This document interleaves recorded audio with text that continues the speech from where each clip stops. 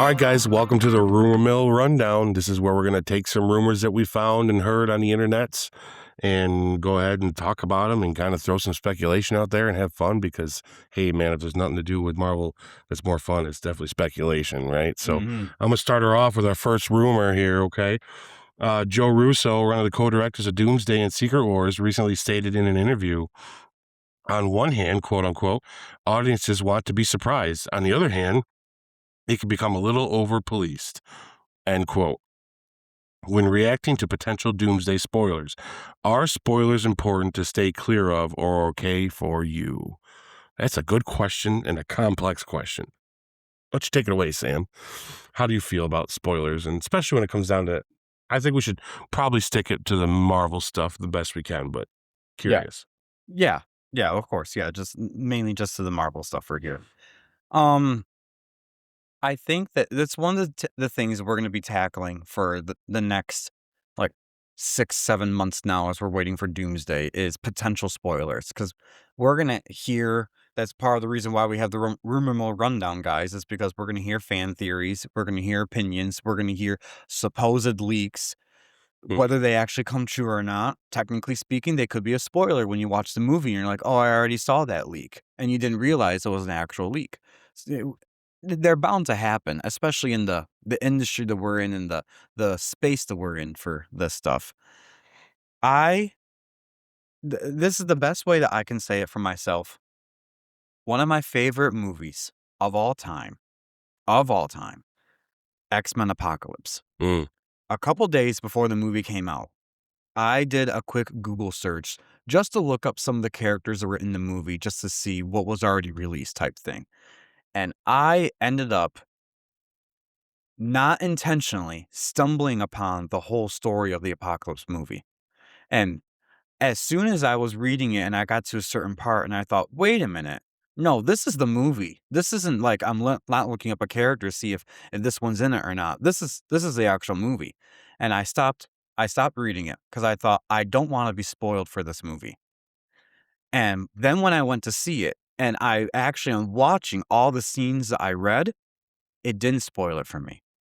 I still thoroughly enjoyed that experience of watching Apocalypse and not feeling like I was spoiled, quote unquote, with seeing it. Because I think that's one thing that we hear some people who talk about Doomsday in particular and things like that. Whatever they've read on paper or what's told to them is actually happening in the scene or the whole story or things like that. There is a difference when you're told it verbally or you're reading it on your computer and then you actually experience it. And at times when you experience it, you could forget what you actually read because you're in the moment of what's happening. So for me personally, I'm not going to actively go out there just to look for spoilers because I want to be spoiled before I see the movie. I'm not going to do that, guys. But it doesn't ruin the experience for me personally. I when he says on here, on one hand, audiences want to be surprised. On the other hand, it becomes a little over policed. I think they're just referring to um how far do they as a company or they as creative writers go with putting blocks online for people to talk about it? Because the freest publicity you could get for your movie, guys, is when people talk. And if something does get leaked out, unfortunately, because they do the best they can to keep that lid down, um, it automatically provides free publicity for them. So don't over police it to the point where you're now being shadow banned online or outright being banned because you accidentally said, oh, hey, Steve Rogers is red in this movie, something crazy, but at the same time, I think it's just for you as an audience. How much self-control do you have? If you know it affects you, then don't go and tap on those videos. Don't scroll on that page on Facebook, things like that. That's just part of your self-control. So I that's my 2 cents on the spoiler part. Yeah, we're similar because getting into this realm of doing podcasts and listening to a lot of podcasts, I can't talk crap about people that spoil. We just got done spoiling Mortal Kombat 2. So I don't want to contradict myself, What I will tell you, though, is yourself. So the message I have to people when it comes down to this is similar to what he's saying. Here's what I expect. I expect Joe and Anthony Russo to not tell me what's going to happen in the movie. I don't want Marvel to tell me. I don't want to see a trailer that shows me everything. Yeah. But if you are someone that has seen this movie already and it's come out and you do a spoiler review, then more power to you. It's up to me to watch your show or not. I don't want the people making the movie to spoil the movie for me, because to me it'd be, why are you making this then? I personally know myself. I understand what movies are going to be worth spoiling or not. When Infinity War came out, I didn't want to know anything because I knew it was a big deal. So I just knew that if I knew what was going to happen in Infinity War, then I might not like the experience as much. So I'm not going to do it. A movie like F1, I don't want to know who wins the race at the end. It would take away from the emotion of the movie if I knew that. But I know that for myself. If you don't care who wins at the end, or a good example, if I read a spoiler on Ant-Man Quantumania, I don't care. There's not a lot in Ant-Man that's going to happen that's going to make me think, oh, that just changed my entire perspective. Because if you read Ant-Man Quantumania, you're like, oh, wow, that would be interesting to see what that looks like. So then, yeah, I am right in the middle, guys. When it comes down to spoilers, I don't think that you should police, channels like ours or other people that talk spoilers about things. I don't want the companies also telling us what's happening in our movie. I would like them to continue to be secret about it, because that keeps that secret alive. And then you make the choice on what is worth a spoil to you. Because some people I could care less if you spoil Star Wars to me. There's not a lot of things that happen in Star Wars that make me go, holy cow, I can't believe what I just saw. You could tell me all of it. I'll still watch it. I probably still like it. Whatever it is, I might like it. Take a movie like Seven, though. Don't tell me the ending of Seven, because the whole idea is to get to that last 2 minutes. And when you get to that last 2 minutes, it puts perspective of the whole film. So, but I know myself. If I'm going to watch a murder mystery movie, I don't want to know who the killer is, because I want to go on that journey. So I'm going to not watch the spoilers or not pay attention to where the spoilers are. The things I would like to see change is maybe the algorithms on our computers and stuff could be a little more sensitive to that. That'd be kind of nice. Because sometimes, because we look up a lot of Marvel stuff, sometimes we pull up a thing and it spoils in the title card. It spoils it, and it's like, wait a minute, you guys could at least be a little more, let's be a little more discreet about it. Yeah, be a little more discreet is all. That'd be my only change I'd have to when it comes down to spoilers. Is don't put the spoiler as your thumbnail. It's like, don't make it so I'm saturated in your spoiling. Just say, I'm going to spoil this, so if you don't want to watch this because you don't want to be spoiled, then don't watch it. And I'll make that decision personally and not hold it against you that you did it. That's all I ask, is be discreet, but spoil away. Because there's people out there that, like Sam, he was fine with that. And in that X-Men movie particularly, probably wouldn't have spoiled much for me, to be honest with you. I probably would have enjoyed that much, but I gotta tell you, when she comes out as the Phoenix at the end and I didn't know it was coming, boy, that was worth it. It was. I'll be honest, and thankfully I didn't get that far when I was reading time. Yeah, so you got to at least get that part. There are certain things that happen. Thanos snapping. There's a lot. I think if I'd have known Iron Man was going to die at the end, I don't know if I'm not saying Infinity War isn't good or Endgame isn't good because I already knew going in. It still would have been amazing. It'd still be the same movie it is, but the emotional moment and the experience was worth it. But see, that's because I know, to me, that's worth it. So yeah, guys, just if you don't care who the killer is in Scream 59, then just let someone spoil it for you. If you do care, then just don't read the spoilers. Don't watch the spoilers. Don't leave that discretion up to everyone else to decide for you. Yeah. You need to make that decision for yourself. I think he's correct. Over police, I don't want to silence people for it, but I just ask that people that do spoil to have discretion. And like he said, yes, I personally like being surprised. I like movies that surprise me. Yeah. But I know what movies are going into a movie. I know, to be honest with you, I don't think if someone told me what happens in Spider-Man, I would read a spoiler of Spider-Man right now. If someone gave me the script, said this is the movie you're going to see, I'd read it and still go see the movie. Yeah. But if you handed me a Doomsday one, I'm going to wait. I want to see it in the movie. Exactly.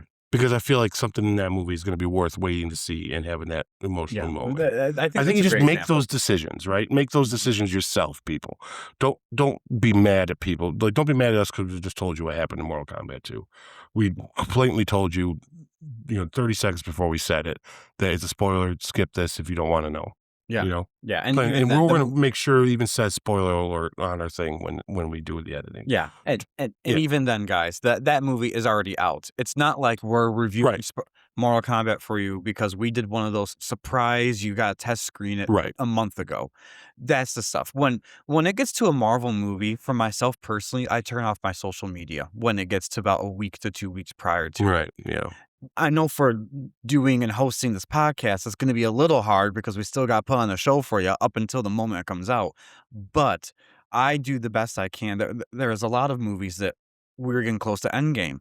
I turned off my phone, Yeah. and, if people need to get a hold of me, I got other numbers you could be able to get a hold of me on. You don't need to get on Yeah. my cell phone. So for, like, 3 or 4 days as I'm waiting for that midnight release, because 'cause we're seeing the first thing we can see it, first Yeah. time we can see it, I purposely don't turn on my Facebook. Right. I delete my Facebook app, and then I reinstall it after I see the movie because at that point, I've seen it. I don't care. I love seeing the reactions afterwards, Yeah. honestly. Exactly. But, like, it's like I said earlier, it's all part of your personal, um, discretion and self-control, and I mean, if you did not spoil Titanic, right? When you went and watched Titanic, you knew the boat's going to sink, the right? boat sinks, Every time I watch it, it does. You'd think they'd learn. well, I, now I'm spoiled. I've I'm just wa- kidding. I've watched the movie 15 times, all 15 times to make the same decision. What? I don't get it. You But yeah, Jack never gets saved? yeah. Well, hey, now, spoiler alert: Jack dies. Oh So man. come on, guys. Yeah, just Yeah. we'll get into that. We're hoping to do that with our mother on here sometime. She Talk loves the Titanic. Titanic movie, I have so a hot take on that I don't think Rose would have been happy with either of those men, and Jack kind of needed to die. So we'll go from there. Oh yeah. Okay. Anyway, So yeah, but no, for the spoiler thing. But yeah, the boat sinks every time, guys. It's like when you went to watch the movie, you knew it was the boat sinks. Like it's like. So, are you getting too spoiled in a movie like that? No, but at your own discretion. You know what you want to see. You know what you want to surprise you. If you want to go into a horror movie and not know what's going on, then go into a horror movie and not know what's going on. If you don't care, then don't care. Just don't hold anyone else responsible for it. Is all. But I think for like the only thing that I'm gonna say about this rumor before we get into the next Yeah. one is that to a point that you made earlier, Ike, and I even made it too earlier. When a studio goes so far as to blacklist or push against an account and things like that because they do it. First off, guys, these studios design the whole thing of this movie, the production of this movie, around no leaks. Unfortunately, not every person, when you have like 50,000 people on a movie, is going to keep their mouth shut. Yeah. And if someone does, then there are actual contractual consequences to that. Disney takes care of that stuff. We get it. But when you're just an average YouTuber or someone like us that's just talking about the movie because it's in the rumor mill rundown type situation online, then don't shadow ban us. Yeah. Don't block us. Don't turn us off. Don't send us a cease and desist letter. Right. Like, we're just, if you never let it get out in the beginning, we wouldn't be talking about it. So that's part of, you do the preemptive part there.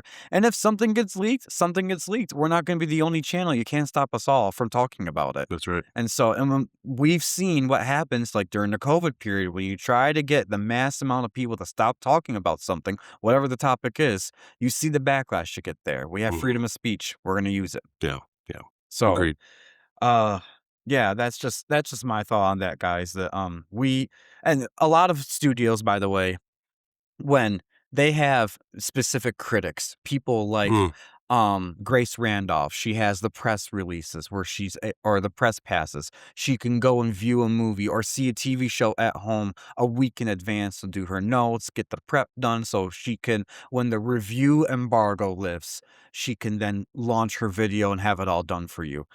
That stuff, that's why movie studios put review embargoes on things for the trades and for influencers like that. So as long as they don't abuse that privilege, because if she starts releasing the videos even 2 hours before the review Yeah. embargo lifts, it's not like she's gonna get consequence as in you're gonna be shadow banned.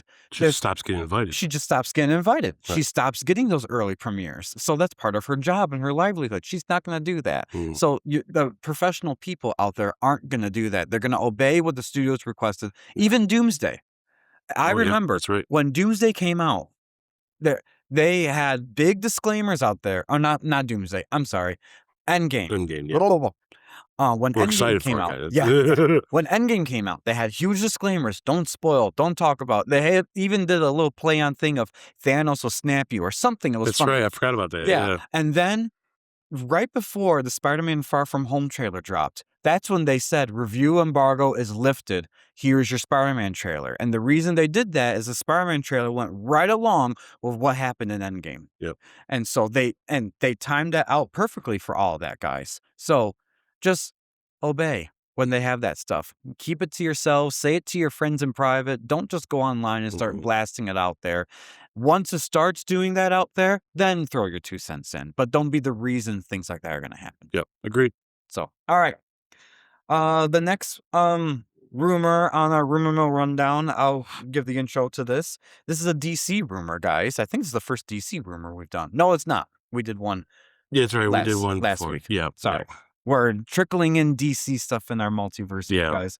So, Supergirl, there are questions online on if it's going to have a post-credit scene or not. Mm. So, the runtime has been revealed for Supergirl, clocking in at 110 minutes, which is about 20 minutes shorter than the Superman movie last year.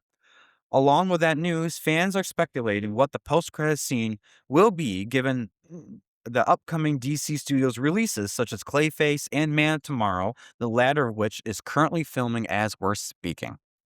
So, Ike, why don't you take it away and your thoughts on, do you think Supergirl's going to get a post-credit scene? And if so, what do you think it's going to be? So remind me, because for some reason my mind is I'm not remembering. Did Superman have a post-credit scene? I don't think it did. No. Nope. She's showing up in the movie at the end. Yeah, not even at the end. She Yeah, was in the it's beginning. oh, that's right. Yeah, there's Which yeah. that shocked me. I was expecting because I knew she was going to get a movie for her to be the Yeah. post-credit scene. I don't know. Why don't you double check on that? But because as far as I'm concerned, I'm pretty sure it's not. And if that's the case, guys, unless I'm proven wrong here in a second, Sammy's looking for me. I hope James Gunn and them decide not to do post-credit scenes for the DCU. Personally, I would love for them to not do them. Okay. So, yes, Superman features 2 post-credit scenes. Darn. So, there's a mid-credit scene. It says, an adorable brief moment featuring Superman sitting and hugging his dog Crypto on the moon. Oh, that's down right. Earth. That's right. That's right. And then the post-credit scene is a humorous scene showing Superman and Mr. Terrific observing a damaged, crooked building in Metropolis, providing a lighthearted banter rather than a major tease. So they're throwaway scenes, guys. Yeah. I think if it were me, I'd do away with post-credit scenes in the DCU. I would just start tagging things in the movie to make you go, whoa, that's cool, and let that be part of it, you know. But I obviously there's going to be post-credit scenes. Maybe we'll be lucky and I'll get like a medium ground here. Maybe his post-credit scenes are always going to be non-consequential to what's going forward and just be part of like whatever little silliness of the movie they want, you know, something they want to just tag into the movie. Personally, I hope that's what they do. You know, I don't want them to get too saturated and getting you too excited for what's next. Only because I like his mentality right now. And his mentality is if the script's ready and things are ready, we'll move forward. And then we'll fit it. He's making his storyline of the DCU as the scripts are ready and sound good. So he's kind of forming it and molding it like he's making a pot out of clay. And I kind of like that feeling that it's like I have an idea. He has an idea of where he wants to go, but I like that he's not going to force it to go there if it's not ready to get there. So I'd rather not get a post-credit scene of a promise that isn't ready yet, and then we wait years, like Thanos' brother or whatever the heck it is. Was his brother his son? No, it's his brother. Yeah, we got a post-credit scene of Thanos' son. That, do you guys even remember that? It's an epic post. Harry Styles, right? I mean, Mm. I think it'd be cool to see what that all means, but who remembers that though? Like, there's some things they've done with the MCU post-credit stuff where you're kind of like, maybe just forget about that. And that feels like one of those that they're just going to kind of never bring up again, you know? Maybe, maybe not, but like they haven't yet, you know? So why, to me, it's like, I'd rather have post-credit scenes be just an extension of what we just watched for a little kind of gimmicky fun thing, or go full MCU and be ready though for it, you know? And Mhm. I think James is in the middle. I think he's got a goal, but I think he's molding it as it goes. So I don't want the post-credit scenes to feel forced. So to answer the question, though, yes, it's going to get a post-credit scene. Now, if Superman didn't have one, and I remembered it, obviously I remembered it wrong, but if it didn't have one, I'd say no, because I think they'd be great. I would love it if they didn't. Not that I don't like post-credit scenes, but I think that would be a cool, their own little way of doing it. But yeah, and the runtime don't mean much to me. 20 minutes is, 20 minutes is actually kind of a long time, but it kind of reminds me of this movie's going to be kind of short and sweet, I think. I think this is going to be a good, it's a quick little 1-2 punch. Here's this character. So now when you see her again, we don't got to talk about a lot of stuff. We can just have her there and it makes sense. I think the movie's going to make a lot because Superman made a lot. And I don't think this would have been the second movie if Superman didn't make a lot, to be honest with you. But Well, that's just my opinion. 'cause I think they already started filming Supergirl when they released Superman, which I personally Yeah, was a little yeah, surprised that they picked Supergirl as the second DCU movie. And I only say that, no offense to Supergirl fans, but she's not one of those A-level characters. right. She's A and she has her own story. Yes, so I'm not gonna dilute that at all, just like how She-Hulk has her own story, but let's face it, She-Hulk compared to Hulk, he's A, she's B. Supergirl, I think just like what Stan Lee did a long time ago, reason why we have She-Hulk is, let's trademark the name so no one else takes it, and so I don't know that for Supergirl. Like I said, I'm not too much into the DC stuff, but I wouldn't be surprised if initially Supergirl was made to trademark the name, and then they fleshed out her character later and gave her a really cool backstory. And she does have a cool backstory, but Yeah. I'm just surprised that that's their pick for the second movie of their DCU when they have all these huge A-listers they could do. Type. It's funny. I'm surprised, but I'm also not. I think we need to prepare. You need any hardcore DC fans out there need to prepare yourself that I think, even though we got Man of Steel first in Zack Snyder's DCU stuff, it was still a very Batman centric Justice League, Mhm. where Batman took center stage. Mhm. Once you got the Batman vs Superman and on, it was like Superman was just another character in Batman's repertoire in moving forward. I think in this DCU, it's going to be very Superman centric, which means you're going to get more stories of Superman, his cousin, and all this stuff. And Batman's going to be more of that side character than usual. Not saying he's not going to have a big part and he's not going to be huge and his movie isn't going to be about him when it comes, but it's just going to be when you're going to be through the guise of Superman, though, in this DCU compared to we were more of through the guise of Batman and Zack Snyder's. Because we did get the Man of Steel first, but once Batman shows up on the scene, he kind of took over. Yeah. He was the driving force for the rest of his storyline that he told. And But I think Superman's going to be the driving force moving through this whole thing, which is I'm a little pooped about that because Superman's like blah. But at the same time, if Yeah. it's good, I'm there for it if it's good. I see that to your point because no offense to Superman, but Batman is more popular than Superman. Mhm. There's a reason why the Batman hardly has a failed movie himself. Um, and he just keeps growing and growing in people's excitement whenever you announce Batman. Oh, it's Batman because everyone knows what they're getting for Batman. Yeah. But one of the things I admire about the Justice League cartoon, the animated show, is that Batman wasn't front and center. It was Superman that was front and center, and That's right. the other Justice League characters and how they played along with each other. And Batman was just kind of there. And then when the going got tough and something special needed to happen, Batman was the one who saved the day. Because let's face it, guys, he knows It's how to take Batman. out all Justice League. With prep time, Batman beats everybody. Everybody. Everybody. There's not one person that would win. Exactly. He meets you, he sees what you are, he No finds thing. out your weakness, you're done. Batman beats Galactus. Guys, I'm telling you, he Mhm. just will figure it out. How? I don't know. It's Batman. He's Batman. Yeah, he's Batman. You put him and Iron Man together, and nobody can stop him. Like, Yeah. Oh gosh. Yeah. yeah, So, my thought for this is, I agree with you. When it comes to post credit scenes, they either serve two purposes. One, yeah, they're kind of like a gag reel, like a "oh, that's cool" type thing. It's funny or whatever. Just, thank you for saying after the credits, we're gonna give you something to laugh about. right.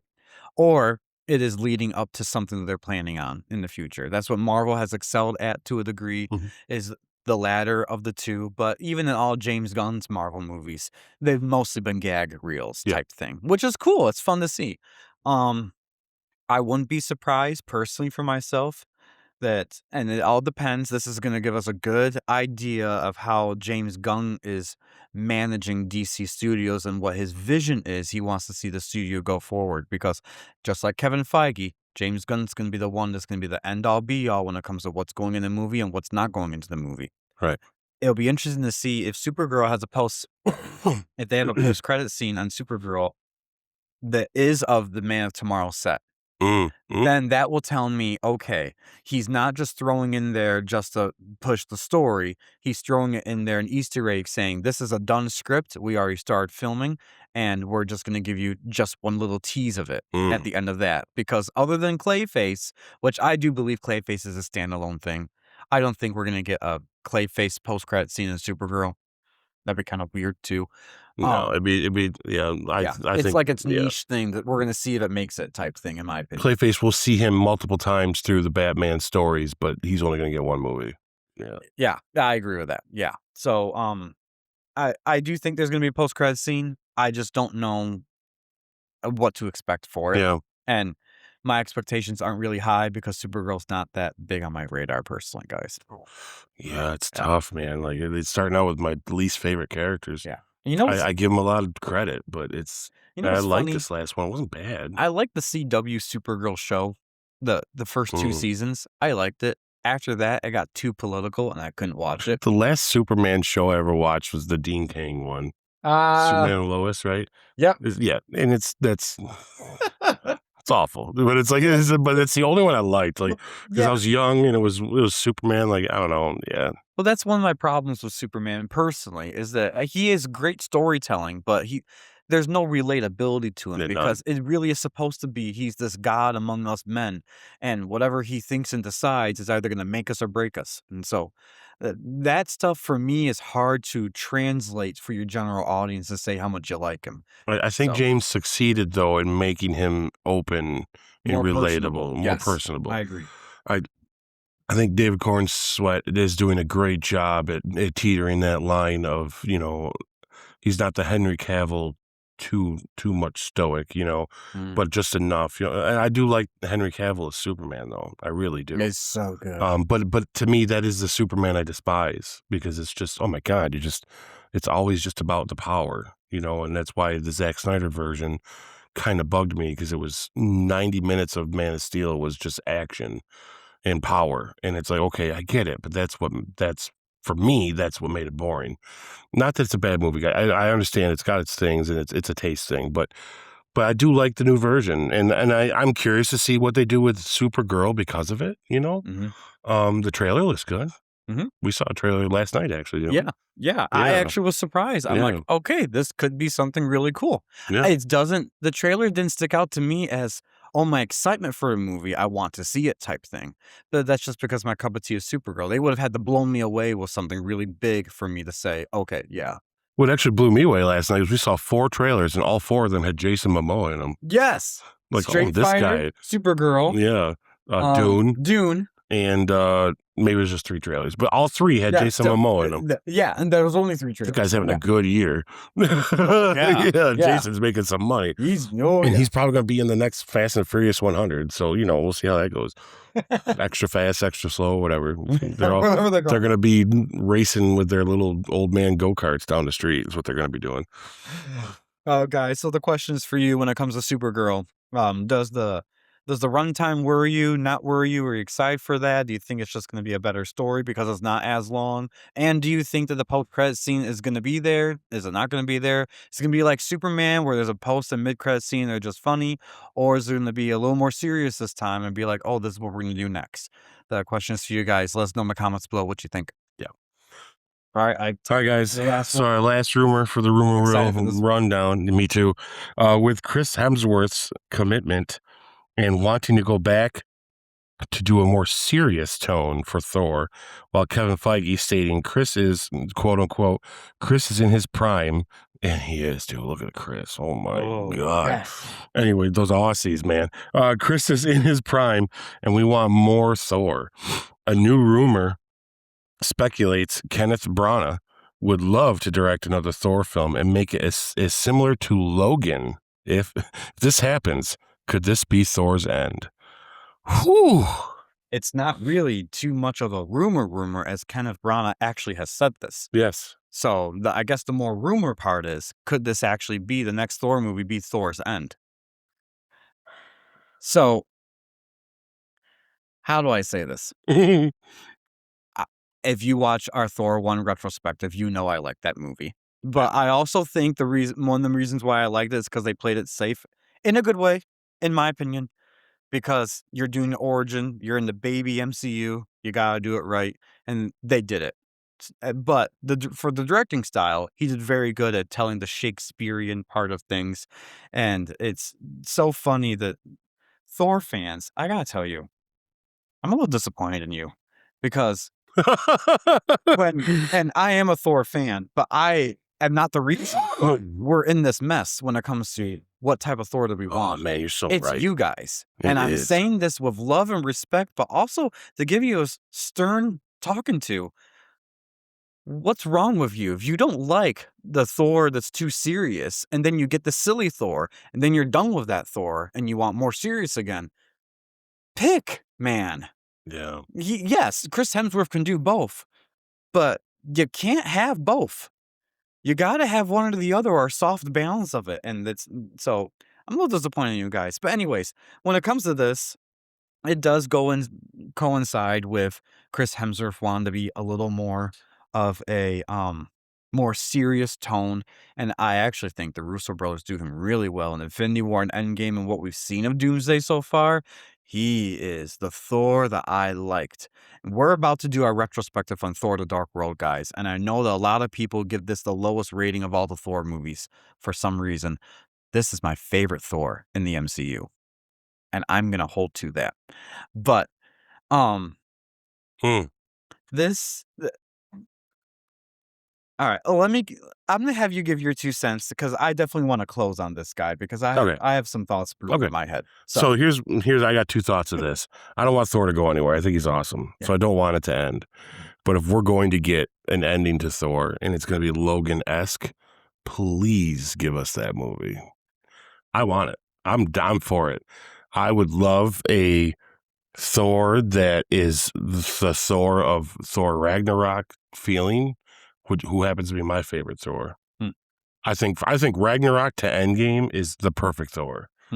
Personally, because you got that little bit of silliness, but then in Infinity War and Endgame, I mean, I thought Endgame was a swing and it hit so well. I know a lot of people out there don't care for it. I think it's perfect. When he's full on Viking Thor at the end, where he's just like, oh my God, that's a yes. Give me a movie of him getting older, tromping through the 9 realms, doing something that he's got to give his life for, where he is just super badass and he's an older, more wiser Thor that, and still has that sense of humor because of all the different people he's mixed himself up with. I like the amalgamation of, we get Thor in Thor 1 where he is just a Shakespearean little brat kid, to even in this one, he's kind of got that same feel. And then in, Ragnarok, he's kind of put on his butt a little bit. And then by the time you get to Endgame, you got a Thor that's been through some stuff, man. And he's like at Zen, he's like, all right, I don't know who I'm supposed to be. I know I'm not going to be king. I'm not going to be this. I'm just going to sit here and just try to figure this stuff out. And then, then now we're going to have a Thor that knows that there's a big threat coming in Doomsday. I want all of that to be mixed into a giant bowl, Mhm. hand it to Kenneth Branagh and say, listen, you're a good director. You did a great job with that first movie. Take chances this time and really go for the swing. Personally, I don't think it's going to be Kenneth that's going to have say in exactly the story anyways.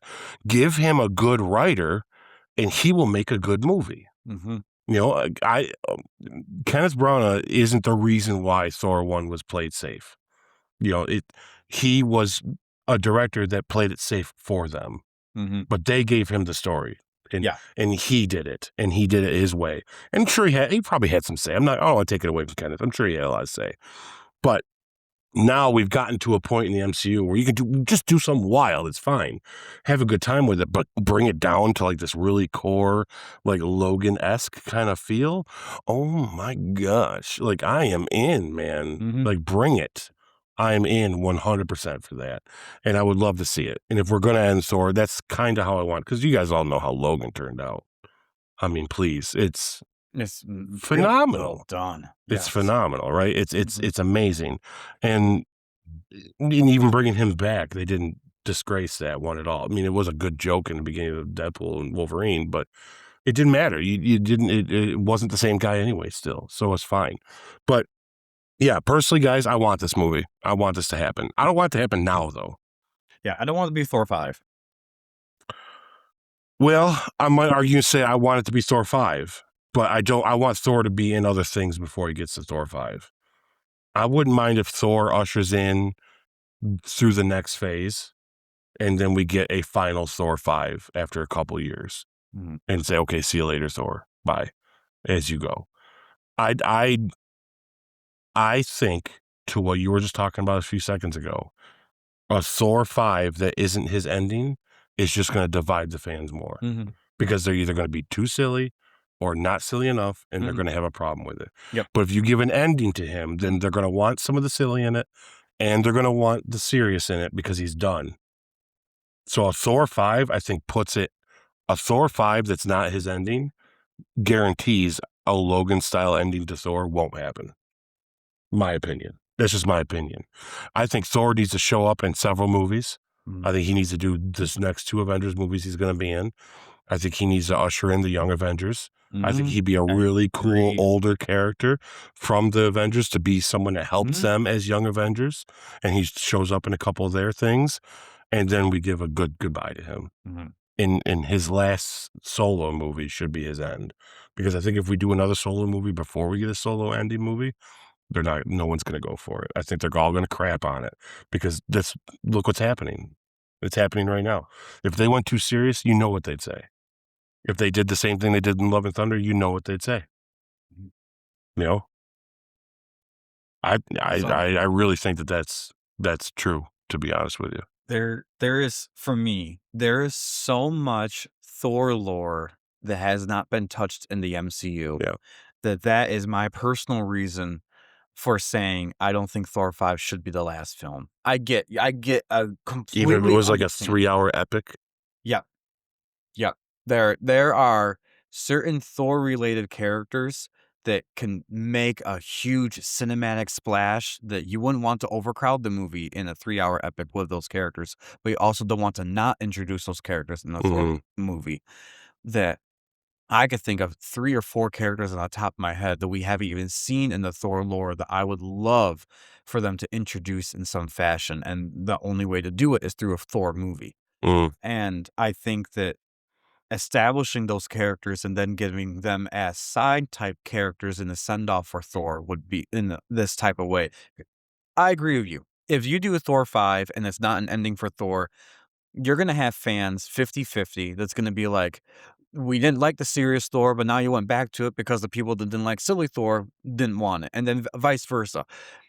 That's the one thing I wanna say. If I could, like, take all the fans and put them in a bottle like this and shake them to say, "Hey, leave it alone," because Thor is he's okay. If Chris wants to do his humorous part of Thor, let him do it. You guys loved it in Ragnarok, and Love and Thunder is just a sequel to It's the same it's thing. the same thing. I don't wanna hear anyone say, Oh, they're too much, and I agree. There are some points in Love and Thunder that I thought they pushed the funny too much.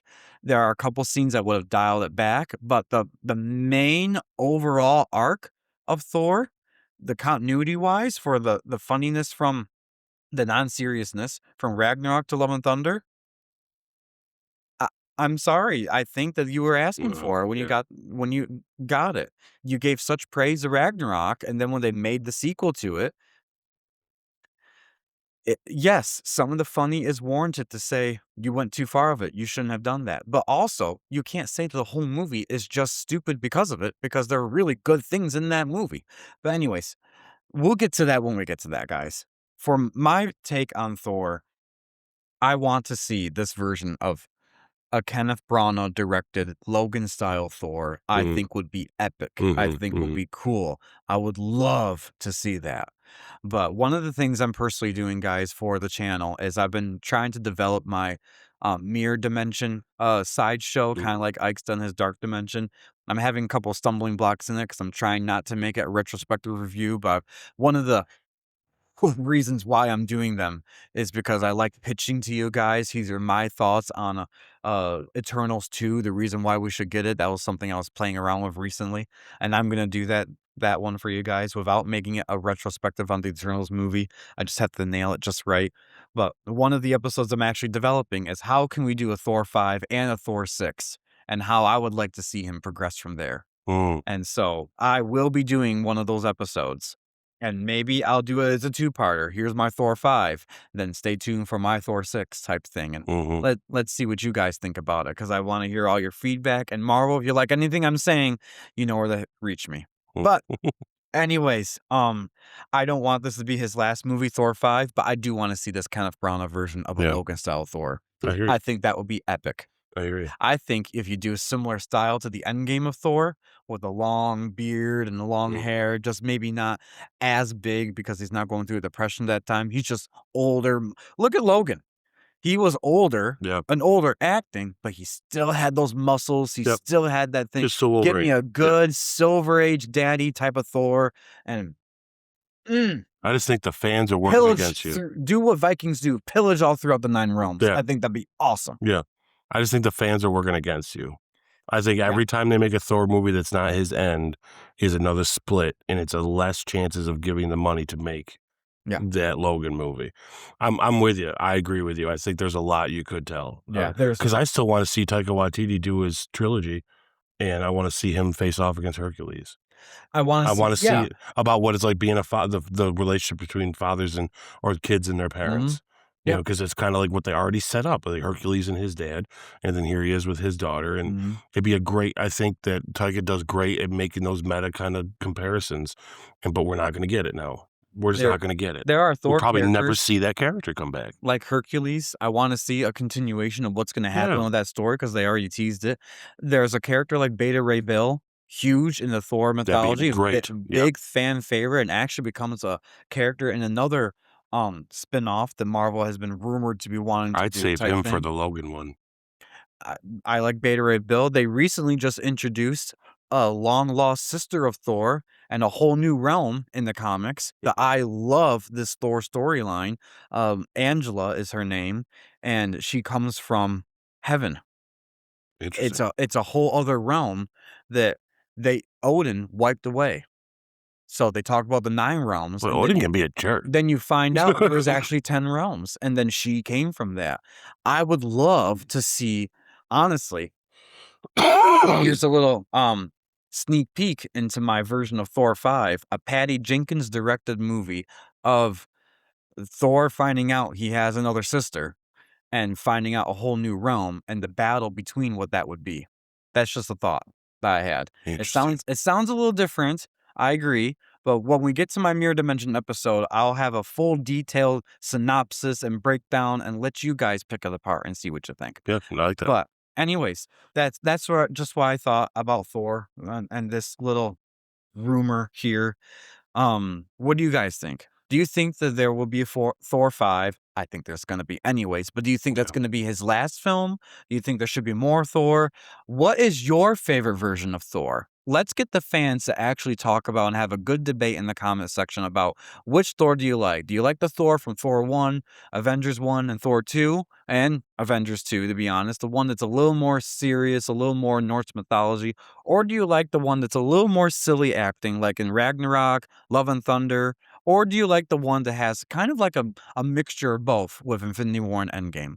Comment down below, let us know your thoughts, and what do you think about this topic? Oh, can you imagine a Thor Logan style movie with him and Loki like a buddy, like two brothers on a mission? Yep. And it's their last mission. And they're 2 old older brothers, guys, yeah, mhm. and Loki's at his best where he's good, and Thor's at his best where Loki's actually kind of taming him because he's ready to kill. And Yep.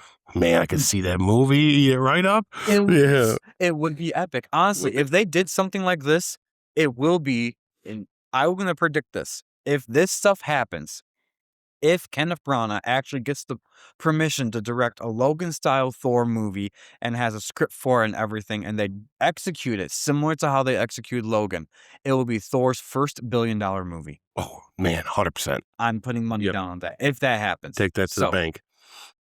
Alright, what's our next segment? All right, guys. So next, we're going to move on to our Branch Point breakdown where we discuss Daredevil Born Again episode 8, season 2. Season 2, episode 8. The finale of this show, which is going to be an interesting conversation, I think. It definitely is. It definitely is, because there are a little bit of mixed feelings, I think, on both of our ends here on this. Yeah. But stay tuned.